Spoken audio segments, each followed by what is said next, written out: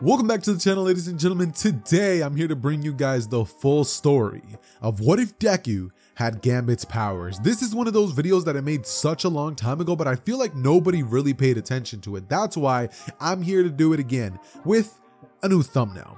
Now, I actually re-recorded this video about the first 30 minutes of this, and I realized that I was not capturing the magic of the first recording. So although the audio might be a little bit worse than this, it is phenomenal. And for those of you who have heard it when it came out, hear it again. Trust me, it's that good. Like, I heard my own video and I loved it. So check it out. I promise you're gonna love it. And if you don't, I owe you a cookie, all right? Anyways, enjoy. Hey Ross, sauce it up.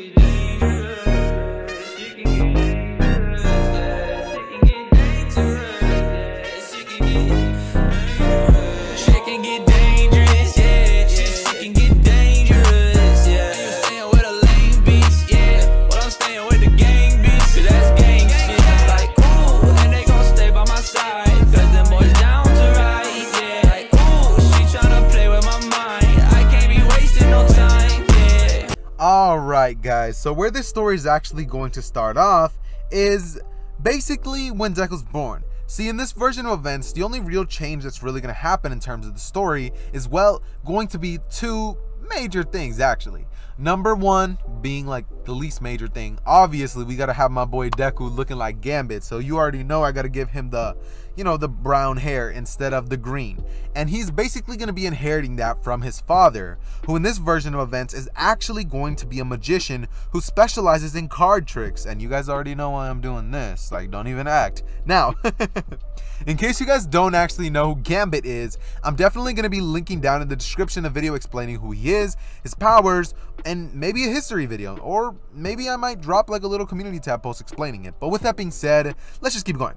Anyways, so in this version of events, you know, obviously Deku inherits his father's hair color, and he's actually going to end up growing up having a really dope relationship with his father. See, in this version of events, Deku's actually going to have a great, you know, bond with his father. See, he's actually going to grow up admiring his father's job, liking what he does for a living, and Deku he just likes seeing his dad perform little magic tricks. And ever since he can remember, Deku's always been trying to learn these tricks for himself, with of course Hisashi obviously teaching him, seeing as, you know, it'd be pretty cool to have your son know how to do what you can do, as he would often try to do his card tricks, but, you know, he wouldn't really know how to get them.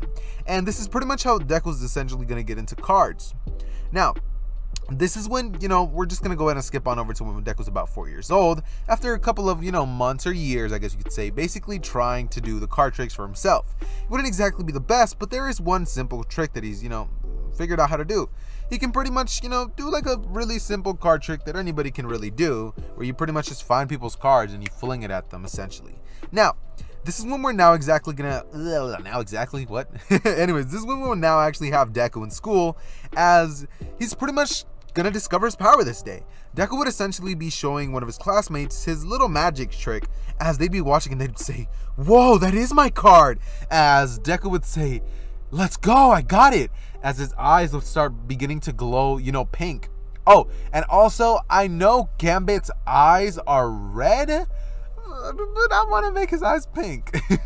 I mean, it doesn't really matter. But anyways, Deku's eyes would begin to glow pink reddish, a hot pink, I guess you could say, as he would throw the card at the kid, like at his direction, as the card would explode, and the little kid would say, "Whoa, Midoriya, you can make explosions too?" As, you know, Deku's parents would immediately be called up, and this is when Deku would basically be told about his quirk, which is essentially to charge kinetic energy or charge potential energy through objects, which essentially lets him convert it into kinetic energy to basically do whatever he wants. And, you know, I'm actually going to be taking the liberty of changing some of the properties of Gambit's power and making it, let's just say, a little bit more overpowered. Now, this is when Deku would proceed to basically go back to school, and basically everybody would proceed to be thinking that his quirk is awesome, that, you know, he can make objects explode from like energy or something like that. They don't really understand it, and Deku doesn't either. But, you know, this means that one major change that will actually happen is that Bakugo actually ends up taking a liking towards Deku's quirk, seeing as he has some explosions which are superior as he thinks, but Deku can also do like the same thing on a lower scale. So Bakugo will actually end up respecting Deku to a certain degree, thinking that Deku's sort of like a knockoff version of him, but thinking that, you know, Deku's pretty strong too. Taking the time out of his day to pretty much just hang out with Deku, and this would end up changing Bakugo's personality out a bit, making Bakugo not exactly bully kid. So in this version, Bakugo's still going to be a hothead and still gonna have like that aggression factor, but he's just not exactly gonna bully kids or, you know, be half as mean as he is in the original canon. But this is when we're now actually gonna go ahead and go over one quick thing that happens. We're gonna have a time skip to about 4 years, and at this point Bakugo's family would have essentially moved away from there, seeing as, you know, Bakugo's father ended up getting a better job offer, and they would end up moving away from that area and going to somewhere that's pretty close, but, you know, Bakugo gets trained schools. And this would basically mean that Deku would actually end up being the top dog of the school. He would now end up being the strongest, and there would really be nobody there who can really question that.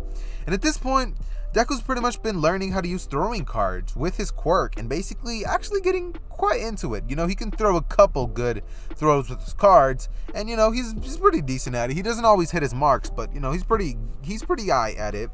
Now, unfortunately, about at this point, when Deku's about 8.5 years old, his father actually ends up passing away due to, you know, basically an incurable disease, which he actually ends up, you know, doing a show for, you know, some kids that, you know, he was offering to, because, well, Hisashi simply just wanted to make their days, and if he could do anything to make people happy, that's what he's gonna do, seeing as that's really why he took this job up. I mean, he knows that people enjoy this, and, well, he enjoys making people happy.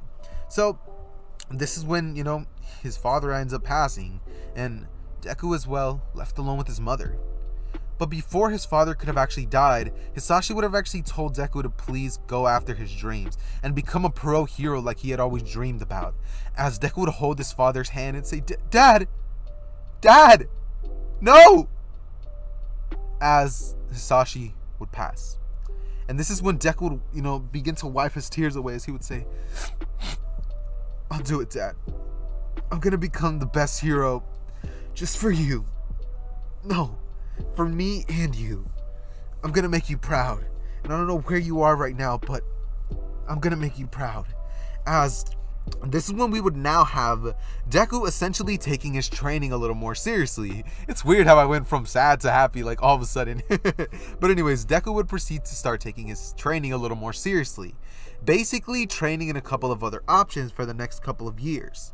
We're actually going to have a time skip to about when Deku's about 15 years old, and during that time, Deku would have actually picked up learning some kickboxing, jujutsu, and bojutsu, which would have essentially allowed Deku to basically be a master at the bow staff as well as kickboxing. And at this point, Deku would have ended up developing his marksmanship skills, which pretty much just means that at this point, Deku's, you know, he's really accurate with his, you know, his marksman skills, and he can basically always hit his targets. He's as good as Gambit is with throwing cards at this point, and, you know, he's pretty much damn near a master of all of the combat styles that I had previously already mentioned.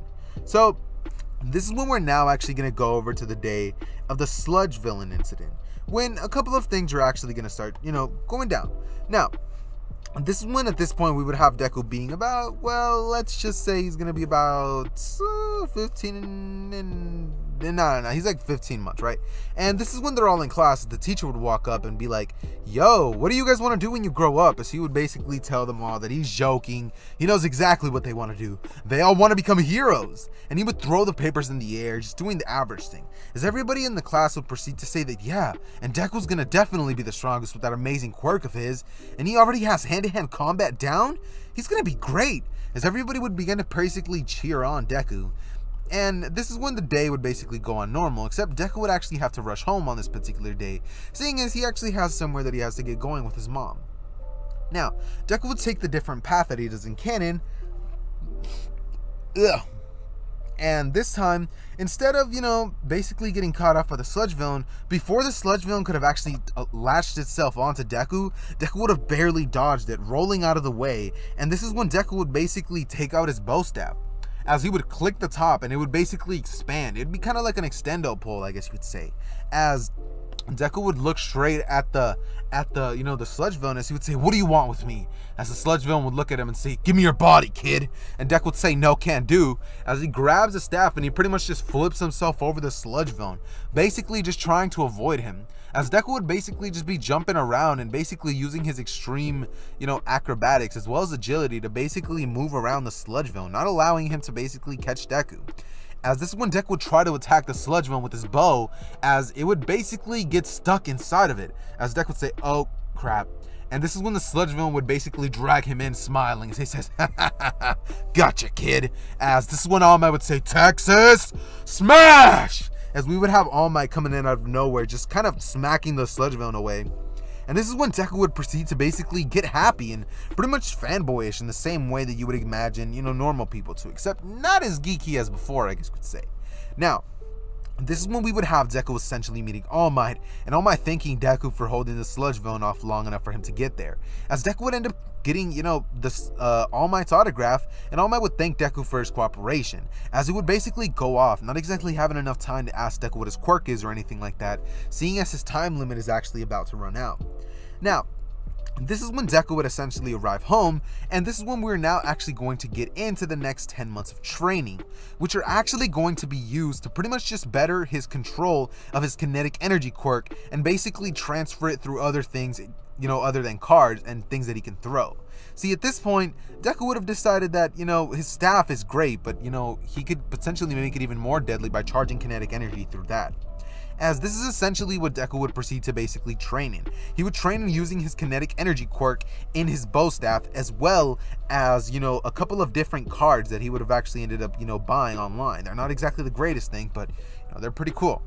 Now, over the course of the 10 months, Deku would have actually learned how to channel the energy through his staff, and he would actually be able to charge it and slam it into the ground in a sort of gravity spike fashion, which would create a little bit of a crater in the ground, kind of similar to the size of Sakura's, except it would leave like a sort of pink energy that would basically flow around, electricity like, which would basically spike on and would destroy a couple of things, which would actually have it be a very deadly attack. He would also have a couple of other things. He would also be able to gain the ability to basically channel it straight through his arm. He would only be able to channel it straight through his arms at this point, as he's still not able to charge it in through any part of his particular body that well. And the arm that he's mostly good with is pretty much his right one. As at this point, Deku would basically be able to throw throw his bow staff in a general direction in the sort of way that, if you guys have seen the 7 Deadly Sins, I mean, and even if you haven't, you can basically just like check it out online. Basically just look up 7 Deadly Sins Meliodas throwing the Gil Thunder staff. It's kind of like how Gil Thunder did that, and it basically had the lightning effect, except just basically imagine that pink and a bow staff. That's essentially what Deku has. Now, over this time, Deku obviously would have developed in terms of his kinetic energy quirk, and his finesse with that and his martial arts would have basically definitely taken a turn. And he definitely would have gone into some acrobatics and gymnast classes, as that would definitely help him out with his agility and his speed. As at this point, Deku would be extremely powerful, and he would have an extremely charming nature. Actually having a lot of girlfriends, as he's growing up, a lot of females are basically just charmed by Deku. His personality, his looks, just the way that he carries himself. He's a very charming individual, and Deku at this point would be extremely powerful. At the end of the day, basically having 3 types of cards. Number 1, normal, paper cards that he throws and charges up with his kinetic energy. He would also have a mixture of throwing cards that are actually made to be thrown. They would pack a little bit more of a punch. And he would also have metal cards, which can basically be flung, but will definitely take more strength and can't exactly go that far, that will basically create bigger explosions when they hit their target. And he would have also ended up putting a request in to basically use his staff with him during the exam, as Deku would basically go to UA, as Deku would essentially be wearing a black hoodie, black hoodie, some gray sweats and some white, some white forces. He trying to look clean, you get me? He would obviously have that Gambit haircut, except it wouldn't exactly be as long as his. It would be like a sort of maintained, I guess you could say. It'd basically just be like a good-looking version of, Gambit, since that's essentially the look that I'm trying to go for with Izuku. Anyways, we would now have Deku essentially going to the exam, basically walking there, and since this version of Deku isn't exactly a klutz and doesn't really actually does pay attention to where he walks, Deku would not exactly be nervous, and when he's walking in, he wouldn't actually end up meeting a Uraraka. And since he doesn't actually mutter in the way that Deku does, when he's taking the written exam, he doesn't exactly mutter, so Ida doesn't even call him out either. And so with that being said, let's just say Deku ends up passing the written exam, so we can now basically just cut on over to, well, the combat portion, the robot portion. Now, this is when we're basically going to just get into it, as Deku would basically just be chilling near the back, as he knows he doesn't really have to go too crazy, as he knows what the extent of his skills are, and he's very confident that he can actually make things work. As this is when we would then have Deku essentially just be chilling, having some earbuds plugged in, as he's just, vibing to some music. As a boy with blue hair would just come up to Deku and say, "Hey, why are you listening to music in the middle of exam? You should be concentrating. You should be paying more attention and taking this test more seriously." Just kind of in Deku's face, as Deku would take an earbud out and say, "Do you mind? I'm kind of listening to music here." As Ida would say, "How dare you? I'm trying to help you out here." As Deku would say, "You can butt out now if you want." As he would put the earbud back in, and as Ida basically stays, basically chopping the air in front of Deku, Deku would grab Ida's hand as he would charge kinetic energy through Ida's arm, and this is when Ida would proceed to basically just be like, "Ah!" As Deku would walk away from Ida, and Deku would basically take out a gum, basically just start chewing it out of nowhere. As Ida would be looking at Deku, and he'd just be like, "I was trying to help you." As he would basically just walk on over to his section and think that kid is nothing but a troublemaker. As this is when we're now actually going to have Deku essentially actually getting into the cool stuff. Now, Deku would appear on in there, as Prison Mike would say, "There's no countdowns," as Deku would immediately grab his bow staff and click it, as it would immediately stretch out, and Deku would rush towards his first robot. As Deku would jump up into the air, spinning the staff, as he slams it into the robot, and the robot just gets hit and demolished. And Deku would proceed to basically run, as he uses the bow staff to pretty much, pull himself over to another one. As Deku proceeds to use his kickboxing skills to basically kick the robot's head clean off. As Deku would proceed to use moves like this, really acrobatic moves at that, to essentially take out these robots, and he would use his bow staff to his advantage. As at one point, there'd be about 7 robots in one spot, ranging from 2 to 1 to 3 pointers, as Deku would jump up into the air and basically do a sort of gravity spike move, and that's exactly what he calls it, gravity spike! As Deku would land on the ground and his bow staff would smash the ground, as every single one of the robots would have their circuits fried, and they'd proceed to power down, as Deku would have ended up getting a couple of points from that, and this is essentially what Deku keeps on doing. Eventually though, Deku starts to get a little tired, seeing as he exerted himself a lot, and at this point Deku would have about 97 points. Deku would keep going, however, for about 5 more minutes, as he would end up racking out a total of 137 combat points, as this is when the 0 pointer would actually be unleashed. And at this point, Deku would look around as he's basically looking for any more robots, as he would see that there's some blue-haired chick just under some rubble, as this is when he would hear the 0 pointer, as at first he wasn't going to do anything. I mean, she could probably figure something out, or someone else will get in there, as he would see the 0 pointer come in and everybody begin to run away, as Deku would decide that it's up to him to save her, as Deku would proceed to basically run on over there and see that she's under that rubble, as Deku would not know exactly how to react. He could grab it off of her and drag her, but she doesn't know if she'll be quick enough, or he could use his strongest attack and reveal his most powerful move. Deku would contemplate for a moment, and before anything could happen, he would say, to hell with this, as he would proceed to grab his bow staff and proceed to charge up his arm and the bow staff with the energy, as he would begin to spin it in a constant motion, as Deku would say, Ah, he would just scream, not really having a name for this move quite yet. And this is when Deku would proceed to basically lunge the bow staff right through the Zero Pointer's, basically chest, as the Zero Pointer would have had that energy go through it, and it would basically turn itself off as a little portion of it would begin to explode, and the robot would basically just power down theirs. It's like this, as it just basically stopped working there. And this is when we would have a couple of things starting to change. Now, at this point, Nejire would basically be extremely impressed, seeing as Deku just did that, as she doesn't know if she could have taken down that Zero Pointer, even if she tried on her own. As this is when Deku would ask if she's okay, and she would say that she was fine. She was kind of just there to basically test if any of the students would basically have heroic natures, and she would tell Deku about, the hero points. As Deku would hear that, and he would proceed to say, "That's really what happened," as he would begin to laugh, and Nejire would just, something about Deku's laugh and smile would make her want to laugh along with him. As this is when Deku would basically be told that Nejire, it was just to test him out, as Deku would be breathing hard, saying, "Well, definitely tested my abilities," as she would look at him and basically tell him, "Yeah, I mean, that's what it was supposed to do. You did great out there." As Deku would basically put some charms on her, and he would begin to ask her what she's doing later tonight, as she would say that she's not really doing anything. And this is when Deku would say, "Well, if you'd like, maybe I can get your number and we can go out to eat later or something."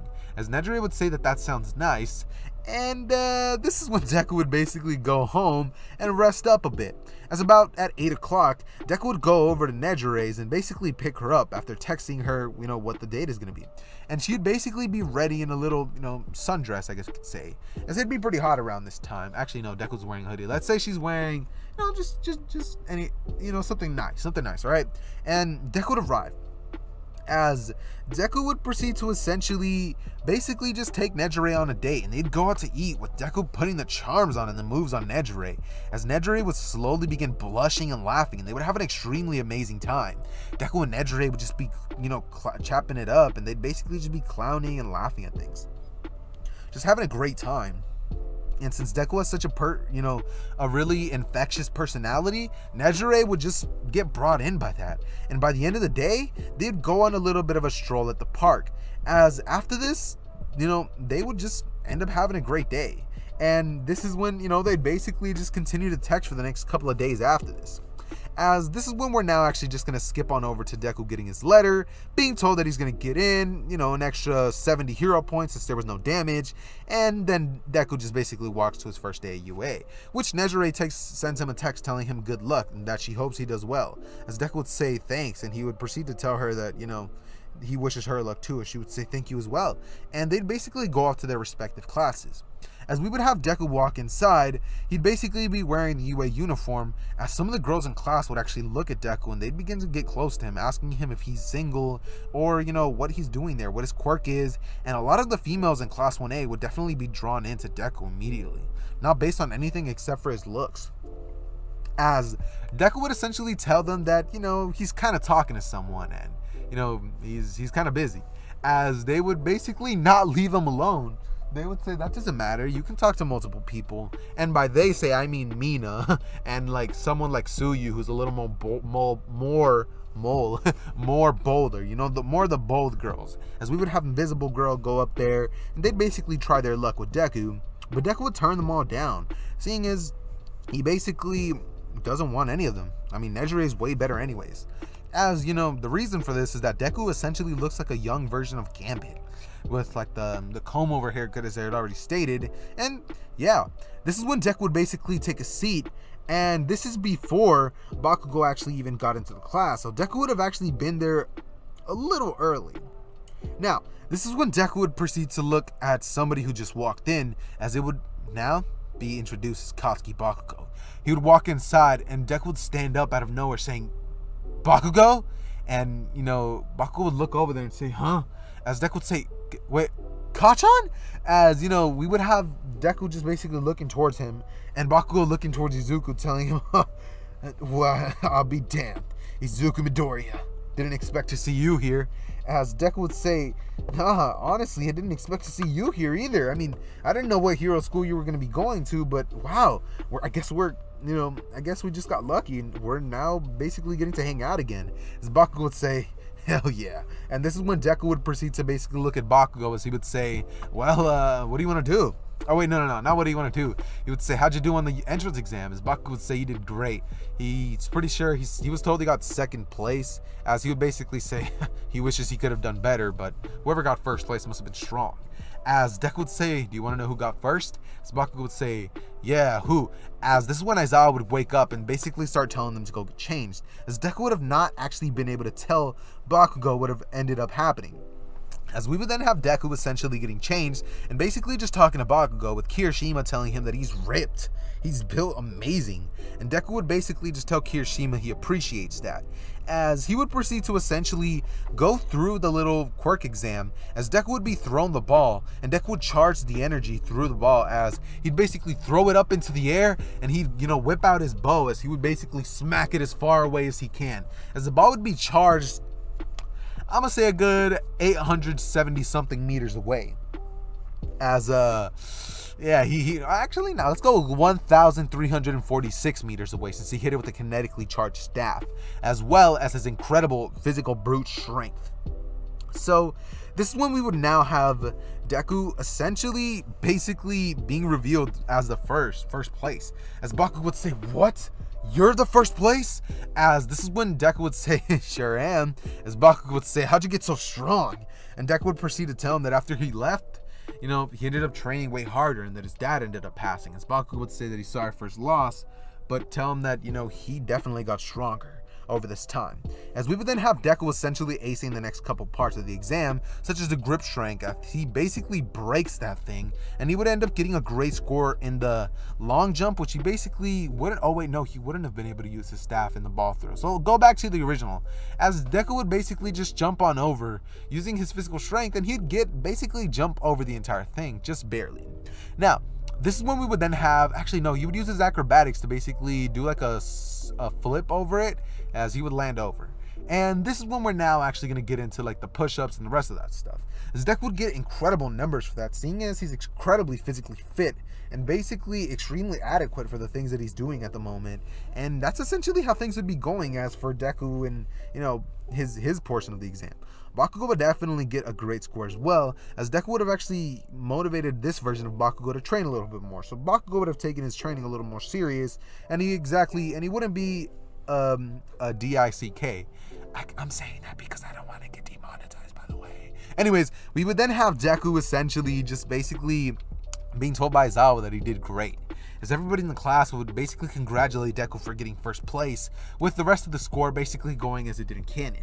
And we would then have Deku basically just catching up with Bakugo a little more, as he would then go to the front gates of UA, seeing Nejire there. She would say if she's ready for their second part of their date. She would say of course she is, and they'd go out for another stroll at the park, as they'd basically just hang out there, and Deku and her would basically take a little boat trip in like the canal that's there, as that's essentially what they're doing right at this point. And this is when Deku would proceed to basically put the moves on a little more, and this would result in a little bit of studying, if you get what I'm putting down. Now, this is when we would now actually have a couple of things happening. This is when we would essentially have Nejire basically coming up to Deku asking what they are, as Deku would say, what do you mean, what are we? You know what we are. As Nejire would say, what am I to you then? And Deku would say, you're my woman. As Nejire would blush instantly, and Deku would basically just smile, as they would both basically establish that, they're basically together, and that's how it's going to be. So, yup, this is going to be a Nejire ship. Anyways, for those of you who've been asking for that, I finally did it. Anyways, this is when we're now actually going to have Deku going back to class, as we're now actually going to be covering the heroes versus villains. See, in this version of events, everything would basically go the same up until when they get changed. See, Deku would actually put on the Gambit outfit that you guys are seeing on screen at the moment. The same outfit that, Gambit is, well, pretty much just wearing in the little thumbnail. Yeah, in the thumbnail, essentially. As well, that's essentially what Deku's wearing. And this is when we're now actually going to have him and Bakugo versus Todoroki and Momo, as we would have Deku and Bakugo teaming up against Todoroki and Momo Yaoyorozu. Those are going to be the combat exercises that we're going to be covering today. And as soon as everything, as soon as that gets announced, Bakugo and Deku look at each other as they chuckle and say, this is going to be way too easy. As Todoroki would have heard that, and he would have basically glared at their direction as he walked up to the building and basically got prepared to, create a plan with Momo.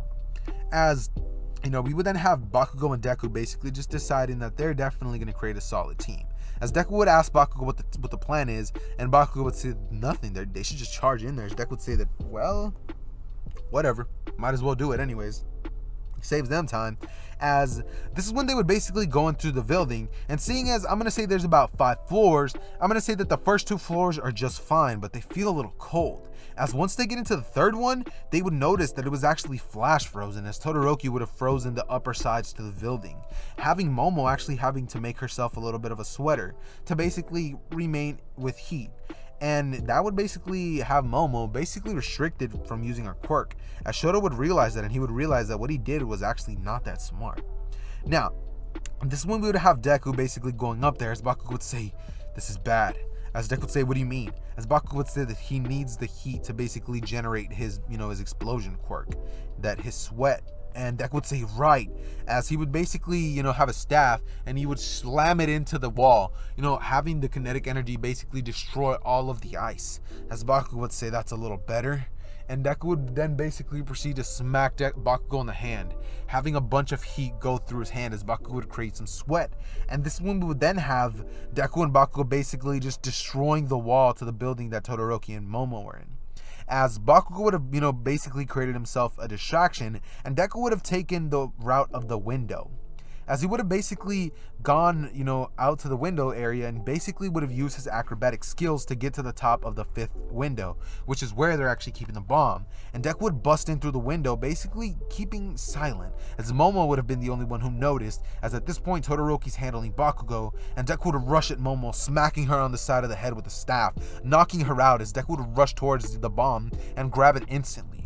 As Shoto would have been defeated, and he would be very salty after that. See, he didn't think that anybody was actually going to be able to beat him. And, well, they end up winning. Then, we're actually just going to not really have too many things going down up until the USJ, so take it as you may, but Deku and Nejire are essentially just going to go on some dates, do a little bit of studying on the way, and we're now just basically going to skip on over to the USJ attack, as the USJ attack is actually going to go a little bit different. See, in this version of events, a couple of things are going to change. Right after Kurogiri arrives, actually. See, as soon as Kurogiri gets there and teleports everybody away, their locations would remain the same, except the one thing that would actually end up changing would pretty much be that Deku essentially has a different quirk, and, well, he won't exactly be able to do his little one-for-all thing that he did in canon. So this is when Deku would decide that he's definitely going to have to take a different approach. As we would then have Deku essentially grabbing his cards as, yep, he's finally going to whip them out. And he would proceed to basically whip out the top tier ones, the metal ones, as he would point them towards the multitude of villains who are basically in the water, sticking their heads out. And Deku would proceed to throw them all, as he would throw like 9 of them at different villains in different directions, as they would hit on contact and they would explode, being taken out of commission, as the rest of them would go into the water, understanding that Deku definitely has a powerful quirk. Now, this is when they would basically have a very, interesting, thing, as Deku would tell Tsuyu that the plan is essentially going to be that him and her are basically going to be taking them down swiftly. He asks Tsuyu if she's basically ready to go into battle with some real villains, as Deku would say that he has her back, and she would basically begrudgingly say that she is, I guess. As she would jump into the water, and Deku would say that don't worry about things, he got her. As he would basically throw villains to throw cards at the villains that basically peep their head out to basically go fight Tsuyu, and he'd basically start attacking the water at random directions, wherever he sees Tsuyu's not at. And this is when they would basically slowly start taking down most of the villains. They would only be about, let's say, 30 villains, and they would have ended up racking and taking them all down at this point, as they would grab Mineta and basically tell him to throw his sticky bombs sticky balls at the villains, as he would do that, restraining them all, and they would then they'd get back on land. As Deku would see that Aizawa was actually fighting a plethora of villains, as Deku would basically pretty much tell Tsuyu and Mineta to basically go up there with the rest of the people, telling them to back them up, as Deku's gonna stay behind and back up Aizawa, as at this point the Nomu still actually hasn't appeared. Now, this is when we're now actually going to have Deku busting out some of the cards, as Deku would basically jump into the air and throw them in the way that Itachi does, I guess you could say, as he would begin to hit a bunch of people, and he would whip out his bow, as he would begin to basically start hitting people left and right. Anybody who was out of his reach, he'd basically reach into his pocket and slap a card straight at them. The normal playing cards, as they'd basically be taken out by those small attacks, and Aizawa and Deku would basically be taking down their numbers quickly as heck, by the way, as we would then have basically Deku and Aizawa basically sorry that I keep saying basically so much.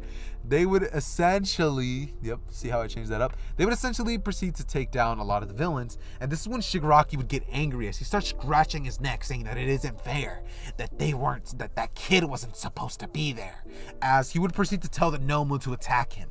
As soon as he does, Aizawa would use his eraser quirk, as the Nomu would jump straight at Deku, basically trying to hit him, as Deku would barely be able to dodge, using his athleticism to basically jump over the punch, as the Nomu would hit nothing but bare air, and this is when Deku would proceed to basically fight the Nomu with nothing but his kickboxing and hand-to-hand skills, as well as his bow staff. He would try to throw cards at the Nomu, but he would see that it can just regenerate as quickly as he throws them, so Deku would decide that that's not going to be an option for this time, as Deku would grab about 20 cards, basically throwing them right at the Nomu's face, as he would get blinded by the explosion and the smoke that would build up, as Deku would rush towards the Nomu, and he would stab the bow staff right into its chest, as he would charge a huge amount of kinetic energy through it, as the Nomu would get stunned, and this is when Aizawa would basically throw his scarf at it, basically trying to move it, but as he could tell, he wouldn't even be able to make the Nomu move, and this is when Deku would proceed to almost get punched, as Aizawa would step in the way and he would take the full force of the hit,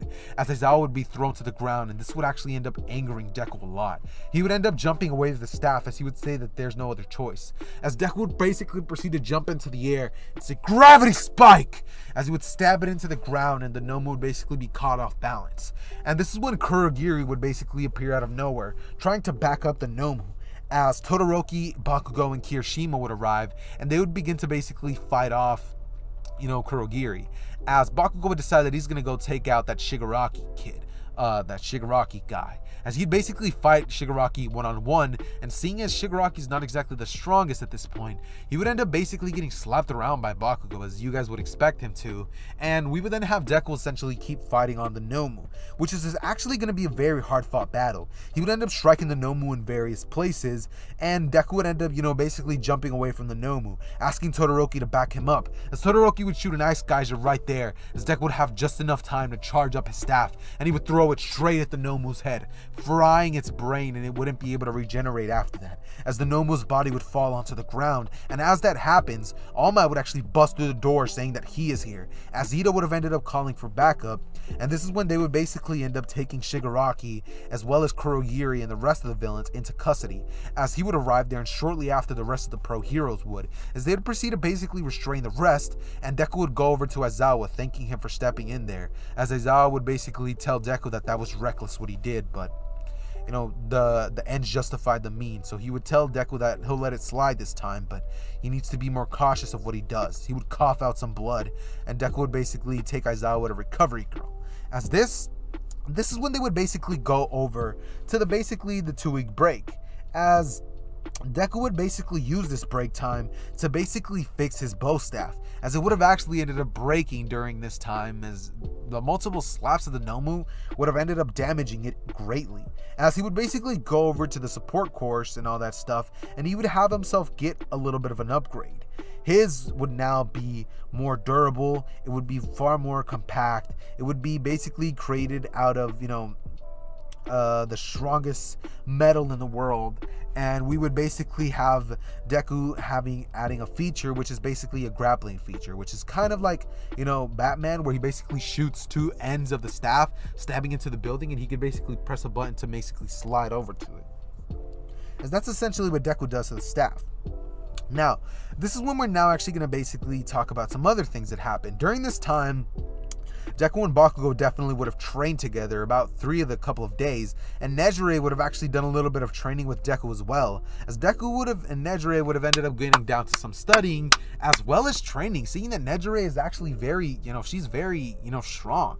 I mean, she is part of the big 3 after all, as Nejire and Deku would get into some sparring, and Deku and Nejire would have a blast. Instead of going on dates, they would just be fighting and watching movies, as well as doing some studying in the background.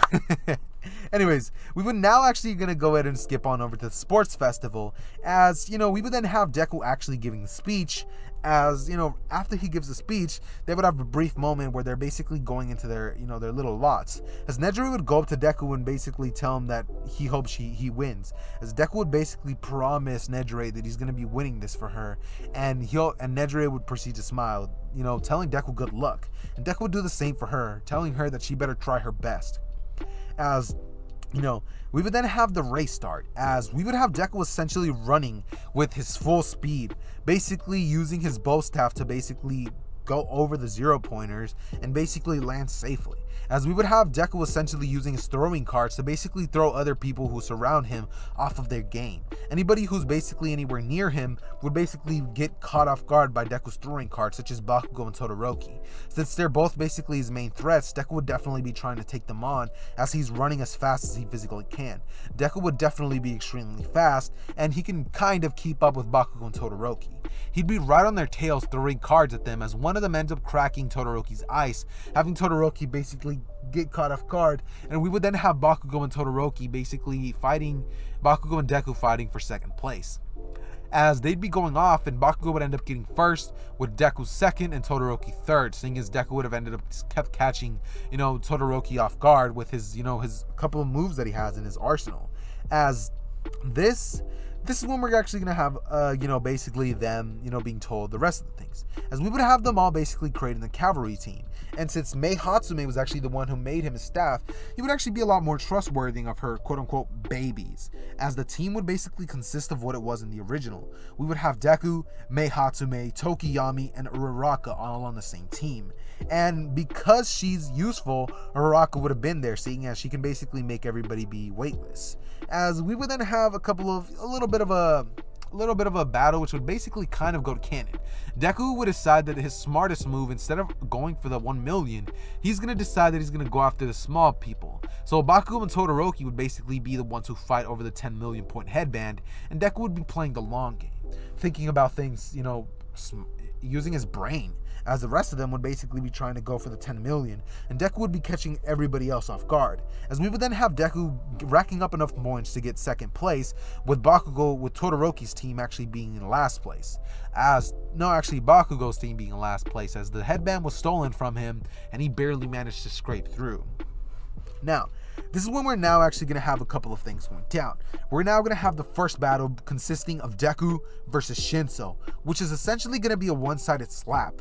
As soon as Shinso starts opening his mouth and begins to talk to Deku, Deku would basically throw playing cards at Shinso's direction, as Shinso would have to dodge and Deku would not let up, leaving Shinso no opportunities to basically keep talking to Deku, and this would result in Deku not having any reason to basically react to Shinso, as he would end up smacking Shinso off of the ring with his bow staff, and he would end up going back to basically the resting lounge, as this is when Todoroki would basically go up to him declaring war, as well as Bakugo basically saying that he's gonna beat Deku and that Todoroki's not even a threat, seeing as he thinks he's better than him considering he beat him in the race. And they were basically kind of tied in the cavalry battle, as he doesn't take him as a threat, but Deku's a different story. Now, this is when we would have a clean match between essentially Deku and Todoroki, which is now coming up, as Todoroki would shoot his ice geyser at Deku, and since Deku's not exactly having his normal personality of "it's your own quirk, you can do it," Todoroki would actually end up losing because he wasn't willing to use his fire quirk. Do I believe that Deku could beat a full power Todoroki with his fire and ice quirk? Not at all. Not at all. Honestly, not at all. Not at this point, at least. As Deku would have ended up charging his kinetic energy, in his bow staff, as he would have ended up just breaking it by spinning it over and over, as Todoroki basically shot the ice at him, and he would have slowly ended up gaining ground towards Todoroki, as Todoroki would have proceeded to basically get overwhelmed by Deku's flurry of attacks, and basically how Deku managed to keep himself getting closer and closer to Todoroki. Todoroki would decide to take the aerial approach, and this is when Deku would proceed to start throwing cards at Todoroki, doing what he had done previously during the race. And this is when Todoroki would have too much smoke in the air to basically be able to see, as Deku would charge his staff up and throw it at Todoroki, basically hitting Todoroki right on the side, breaking a couple of his ribs, and Todoroki would be sent crashing out of the arena onto the grass, as he would have been, you know, pretty injured, but Recovery Girl could heal him luckily. As this is when we're now actually going to have the final battle of the UA Sports Festival, consisting of Bakugo versus Deku. This battle is actually going to be a lot more centered in hand-to-hand combat, as Bakugo would have told Deku to stop using these weapons, as Deku would have at first gone into it, and he would have ended up fighting Bakugo in hand-to-hand, but after Bakugo started losing, he would have ended up resorting to using his quirk, and this is when Deku would decide that, oh, if he's going to use his ability, he might as well use his, as he would end up getting the distance between himself and Bakugo, and he would end up just throwing a bunch of cards at Bakugo's direction, hitting one at Bakugo's leg, greatly injuring it and hindering Bakugo's movements, as this is essentially what Deku would keep attacking. He would keep hitting Bakugo's left leg, as Bakugo would basically have some trouble standing up, and by the end of things, it would basically become a match where Deku's just exploiting Bakugo's weakness, and he would end up using his staff to basically do a gravity spike, throwing Bakugo off guard, as he would then rush towards him and slam the pole straight towards Bakugo's chest, as Bakugo would be flung out of the arena, and Bakugo would actually end up losing. As that's essentially how that match would have ended up going, and this is when Deku would actually be awarded his first place medal, Bakugo second, Todoroki third, and you know, the rest, as you guys can pretty much just pick on your own. It doesn't really matter what you guys end up going with, and that's essentially how the UA Sports Festival would basically end up playing out. Now, this is when we're actually basically going to jump on over to where they're basically back in class, and they're basically deciding what their hero names are going to be. As, you know, Deku's basically telling them that his hero name is going to be the Energy Hero. No, the Stealth Hero? No, should it be the Stealth? He actually wants to be a bit of an... what type of hero should Deku be? The symbol of peace here? No, that doesn't suit Deku at all. That's not the type of person that Deku is in this version. He'd basically just go with the Energy Hero, Gambit, as that's essentially what Deku would pick for his hero name. And in terms of what agency he's gonna go to, Nejire would have actually ended up putting a great word in for Deku, so the pro hero of Ryuk would have actually ended up sending a letter towards, you know, Deku, basically sending a request to basically have him go there. And this is when Deku would basically choose to go over there to basically spend some time with Nejire, train with her a little bit more, as well as get to know the pro hero who trained her, as this would actually end up meaning and resulting in Ida's death, seeing that Deku was never there, and since Mirio was the one who actually ends up getting one for all in this series, you know, we would never have, you know, nobody there to defend Ida. And since Shigaraki and Kurogiri were taken care of, there wouldn't be any heroes there, not even Todoroki or Bakugo. Seeing as, if you guys remember, Shigaraki and Kurogiri were basically taken care of. Stain would have ended up finishing off Ida, seeing as he saw him as a fake hero, since he was after nothing but revenge, and Stain would have basically cleansed the world of these fake heroes, which is what he saw, meaning Ida dies, and we would then have all of the students essentially return to UA. See, I'm gonna keep it frank with you guys, seeing as there's not exactly too much action in the internships, or at least the first portion of the internships. I really don't see too much reason as to why I should cover this too much. And basically, to summarize what happens, Deku would essentially learn a couple of the ins and outs of how to become a pro hero, run an agency, train with Ryuk a little bit, as well as do a little bit of a hero work with them, as they would have taken down some petty criminals in the nighttime. And that's essentially how that entire thing would end up going. Now, during that time, Deku would have also learned how to basically channel a small amount of energy throughout his arm. Both of his arms, actually. He would have ended up learning how to charge that energy through both of his arms. And, you know, he'd basically have been working on that. As this is when we would basically have them all going back to school, as they'd basically be informed about what happened to Ida. And it'd be a very sad story, but they would basically tell them that they have no time to mourn over the loss. and that to basically try to rise some spirits, they would hold a little bit of event to see how they basically panned out. As Bakugo would have ended up going with Best Jeanist, but seeing as Bakugo wasn't that bad to control, Jeanist, wasted about half of the time and actually ended up training Bakugo the rest. As Deku would basically slap in the race, using the pole to basically get there first. Actually, should I have Deku win? Yeah, I'm going to have Deku win. It doesn't really matter. This event is so meaningless, as Deku would end up winning, and this is when they would actually be informed of the finals, as Nejire would tell Deku that they're basically most likely just going to be fighting against robots, but Deku would decide that he wants to do way better than he did last time, so Deku would decide to take this time out of his day to basically train in hand-to-hand combat with Nejire, as well as how to put more power into his throwing cards, creating bigger and stronger explosions when they hit their target. So during this time, Deku and Nejire would basically end up hitting the books, as Deku would actually do some real studying as well as this type of studying, if you get what I'm putting down. Now, this is when we would essentially have Deku and Bakugo versus All Might, which is essentially actually going to start off as a one-sided beatdown in terms of All Might. All Might would end up getting the upper hand on Bakugo, doing the same thing that he did to him, and at first he would end up overwhelming Deku and Bakugo. But after they both end up getting in sync, and Deku ends up basically using himself as a distance fighter with Bakugo's explosions and the smoke of Deku's throwing cards, this would basically discombobulate All Might, basically leading to All Might having to flick the area, as all the smoke would go away. But by that time, Deku would have charged up the staff and thrown it straight at All Might's stomach, basically almost piercing him if it wasn't for All Might barely seeing it and grabbing it before it could have pierced straight into him, as All Might would have been thrown straight out of the arena that they were in, and they would have ended up running out, basically resulting in Deku and Bakugo winning. See, All Might would have said that was a little too far, doesn't he think, young Midoriya? As Deku would say that, yeah, he's sorry, but he didn't really think there was any other way to defeat the #1 hero other than that. As Bakugo would definitely give Deku his props, telling him that, wow, you didn't actually expect for Deku to be this powerful already. As this is when we're now actually going to cut on over to the Force training arc, as we're basically going to start right when they get thrown off the bus, and they're basically all told that they have to rush through these things.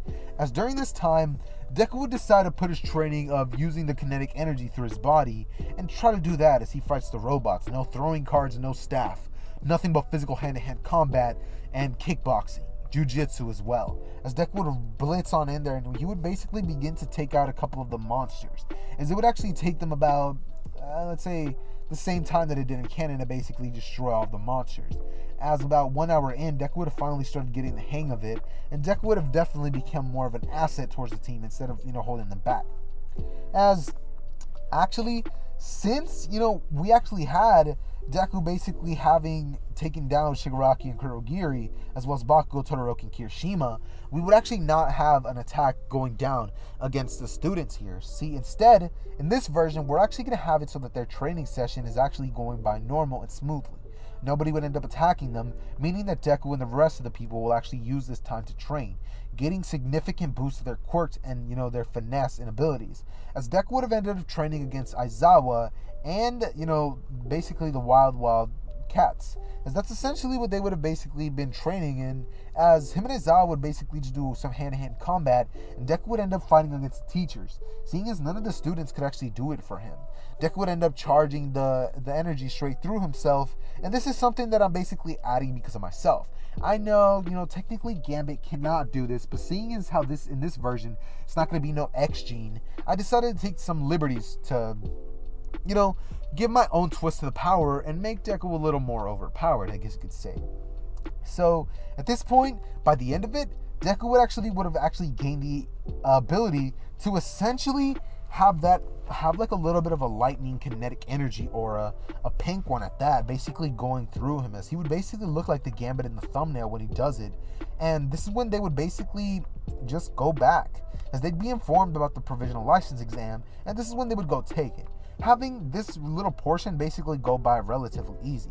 Deku would end up hitting everybody that he needs in terms of who he needs to pass away, and the only person who would have actually ended up failing would be Todoroki, seeing as he still ends up fighting against Inasa when he's fighting against Orca. But luckily, Deku would have been in there to intervene, tell them both to snap out of it, and then basically take out Gang Orca with Deku and Bakugo being the ones who actually end up taking him out.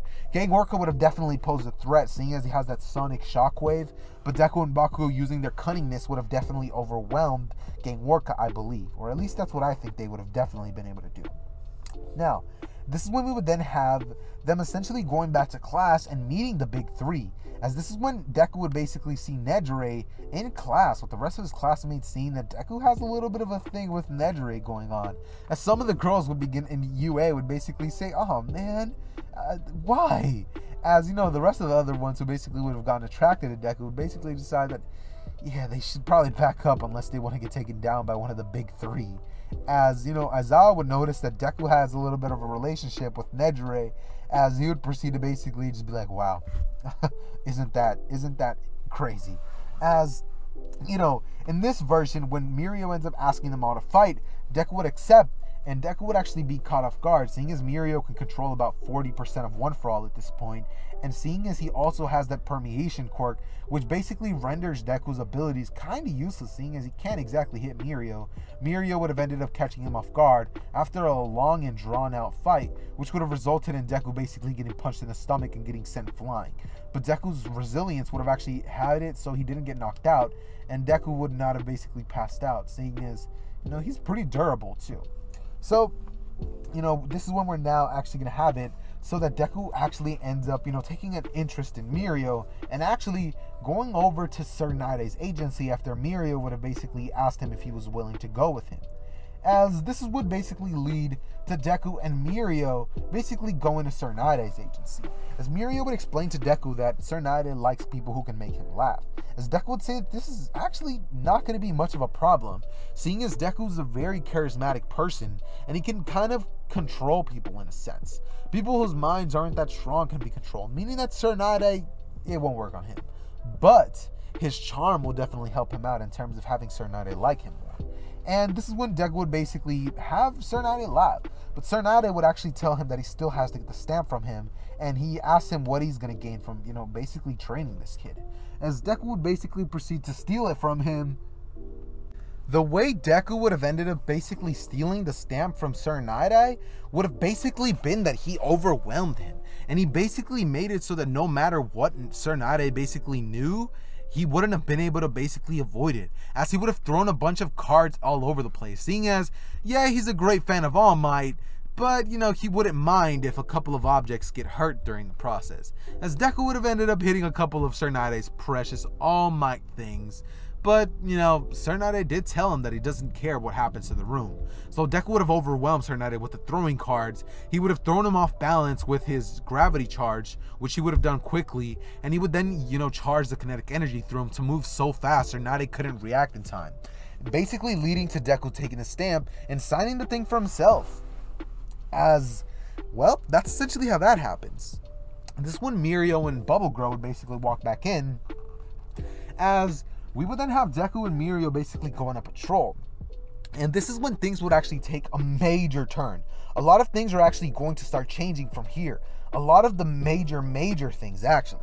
See, a couple of things will change here. See, when Eri actually comes running out, Deku would feel the fear on her, and he would smile towards her, having Harry basically just curl into Deku's arms, as Deku just feels gentle and soft. As we would then have Mirio basically seeing Overhaul, as he would tell Deku to basically signal to him to basically let her go back, as Deku would just give him a stare of, "You coward," as Deku would tell Mirio to grab the girl and run if he doesn't want to fight, as Mirio would say no, as this one Overhaul would basically take off his gloves, as he would rush towards them, and before Deku has an opportunity to dodge, Overhaul would overhaul Deku. As this is where we're gonna be, just kidding, you guys really thought. Anyways, Deku would basically jump away from Overhaul, as he would then proceed to throw a bunch of cards at him, as they would all explode, blinding Overhaul, and he would begin to breathe in that mist, basically having Overhaul basically be disgusted by what's going on. As Deku would proceed to basically rush towards, you know, Overhaul, and he would proceed to basically hit him with his bow staff and jujutsu skills, as he would basically kick him off in the sort of Robin from the Teen Titans way, as he would kick Overhaul Overhaul right back into a garbage bin, as Overhaul would overhaul it pretty much. I'm just gonna say he decays it, since it sounds better than Overhaul overhauls, or I could say Chisaki. Yeah, Chisaki overhauls it, and he would then proceed to rush at Deku as he begins to create spikes on the ground, and Deku would basically begin to dodge each and every single one of them, using his staff to destroy any of the ones that basically get in his way and are undodgeable.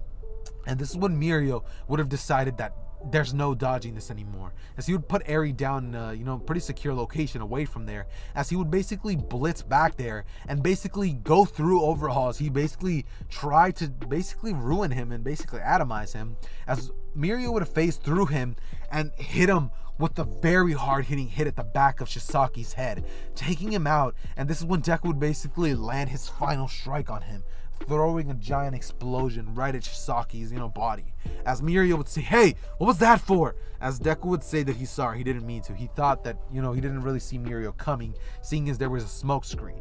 As Mirio would basically tell Deku that it's fine, he should have been paying more attention. But this is when Deku would say, yeah, whatever, as he would say, "Let's take this this guy in," as they'd proceed to take Overhaul in. And well, that's essentially how the Overhaul little thing would happen. Now, this is when we were now actually going to have a little bit of a different thing happening. This is when we're now actually going to have Deku be the hero. No, actually, should we have... Yeah, Mirio's still going to be the hero towards Eri, as I don't see this version of Deku basically playing that big of a part in her recovery. And this is when we're now actually just going to have it so that Deku and the rest of the Class 1A basically just keep training up until the Gentle Criminal arc, where Gentle is pretty much just taken care of by the pro heroes, who ended up actually being able to stop him before he could even cause a ruckus at the little event that they were going to be having. So this is when we're now actually basically just going to have a little bit of a, let's say, 7-month time skip, as by this point Deku would have definitely had enough time to have different cards created for him. The 4th state, cards that could destroy, creating an impact as big as an entire house, which would definitely be counteractive to his teammates who are around him, but they're basically definitely very useful in taking down a couple of villains.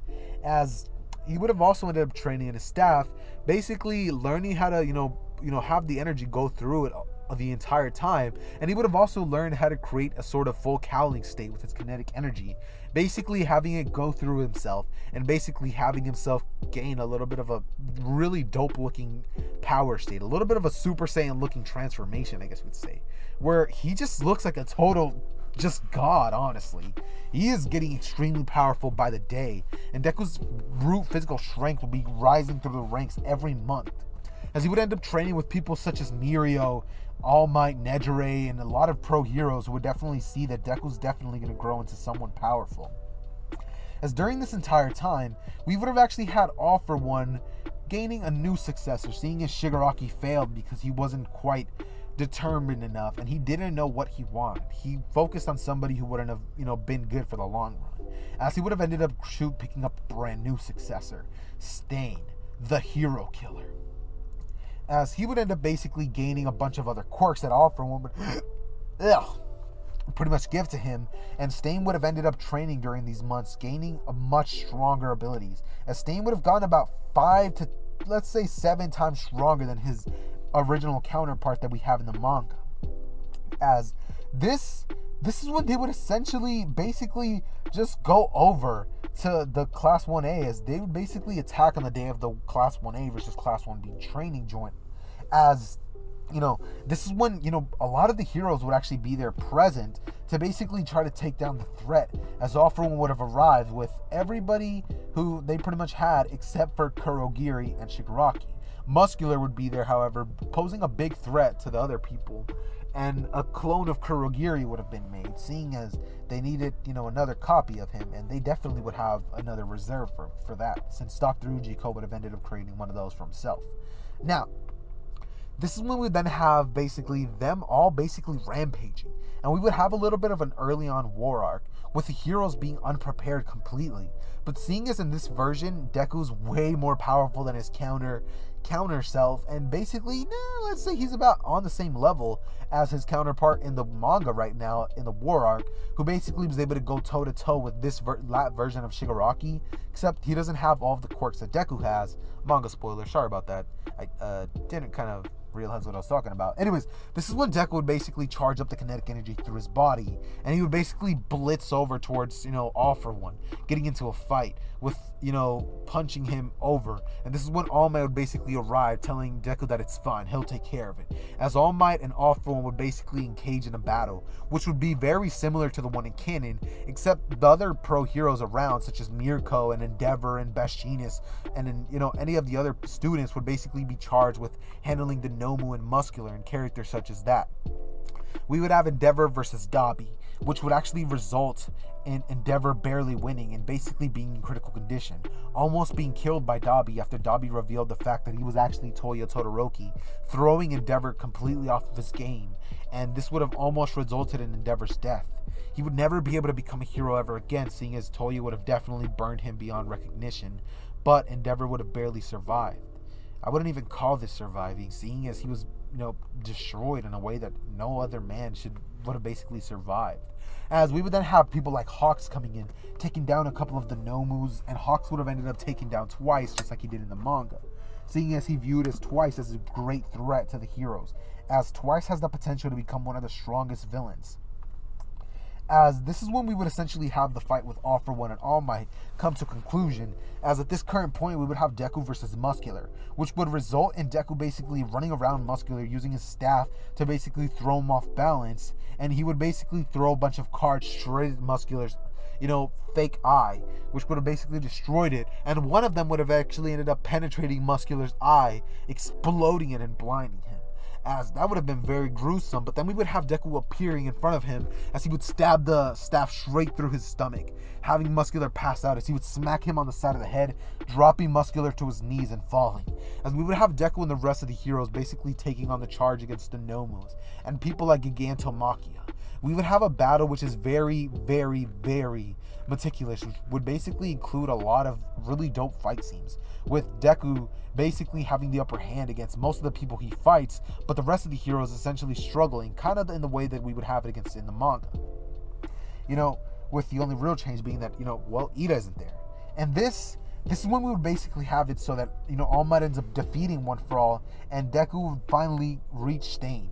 As Deku and Stain would get into a very amazing, basically dope cinematic battle, which if it was animated, oh, trust me, it would be god tier. Deku would start by throwing his cards, which Stain would basically deflect with his sword, as Deku would say that, oh yeah, this is going to be fun, as he would take out his high tier ones, and he would begin to basically create a smoke screen, which Stain would actually be able to see through, as he has this detection quirk with him that Mandalay would have actually had. And we would then have Stain basically fighting Deku one-on-one, which would result in a really dope battle. Stain would be using his physical brute strength, his upgrades, his enhanced speed, strength, and his combat abilities to basically overwhelm Deku. It would be strength over technique is essentially what the battle would consist of, and by the end of everything, we would have Deku standing victorious after he would have caught Stain off guard by basically throwing all of the kinetic energy in one arm and hitting Stain so far that he would have basically blasted Stain miles away, having Stain basically out of commission, and Stain would have actually ended up yielding towards Deku, seeing Deku as a true hero. And Deku would accept his fate, as Stain would accept his fate, seeing as he ended up being taken down by a true hero. As we would then have Stain be taken down, and the rest of the organization basically getting a one-side stomp. After this, UA would be under a bunch of pressure by the media, basically telling UA that they should shut their school down, as they don't believe them to be adequate enough to basically run an entire school, seeing as what had just happened with all these villains happening. But a lot of other people would have actually said that was unpreventable. I mean, what would they have done if they had powerful quirks and that many villains came in? The heroes did what they could, and they ended up protecting them at the end of the day, as allegations would have gone down after a couple of months, and we would then have UA basically going back on track, as during that time Nejire and Deku would have ended up basically kept dating and kept taking care of their studies, if you get what I'm putting down, as we would then have Deku Nejire, and the rest of the people in UA basically graduating, with Deku forming his own little squad that he ends up actually calling the X-Force, which would essentially consist in Bakugo, Kirishima, Momo Yaoyorozu, Nejire, and himself, which they would actually be tasked with the mission of later on, a couple of years after they graduate, basically taking down the Liberation Army, which would basically consist of a one-sided slap, seeing as Redestro is really the only threat that they have to take care of. And most of the members there basically resemble somebody from the X-Force. We would have Bakugo basically resembling Logan in terms of his really wild and animalistic fighting style, which he would have actually ended up developing. Kirishima resembling somebody like, well, we would have, what's the guy's name? The metal guy? You guys know what I'm talking about. I don't really have to explain that. Momo basically being there for basically creating tools and making their missions go by a lot smoother, and Nejire being there, well, because that's Deku's girl and he wants to keep her close, and she's extremely powerful, so she's definitely an asset to the team. So that's pretty much what we would have happening in terms of that.